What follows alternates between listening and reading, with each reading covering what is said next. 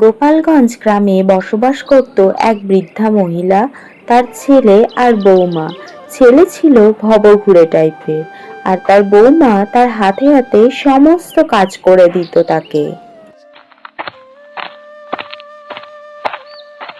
আরে মৌ, তুমি কোথায় ছিলে বলো তো? সারা বাড়িতে তন্ন তন্ন করে খুঁজলাম, তোমাকে পেলাম না তখন। আর তুমি ঘরের মধ্যে বসে আছো? তা কি করবো বলো তো, ঘরে বসে না থেকে সব সময় কি তোমার পেছন পেছন ঘোরাঘুরি করবো?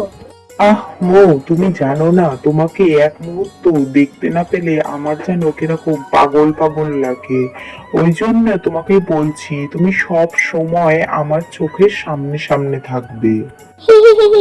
কি যে বলো না তুমি, সব সময় তোমার চোখের সামনে সামনে থাকবো তাহলেই হয়েছে। মা যদি জানতে পারে না তাহলে তোমাকে দেবে। আমার কাজ বাজ বন্ধ দিয়ে তোমার চোখের সামনে আমি বসে থাকবো। অত কিছু আমি শুনবো না। তোমাকে বিয়ে করেছি কেন বলো তো? সব সময় যেন তুমি আমার চোখের সামনে থাকতে পারো। তোমাকে আমার চোখের সামনে থাকতেই হবে।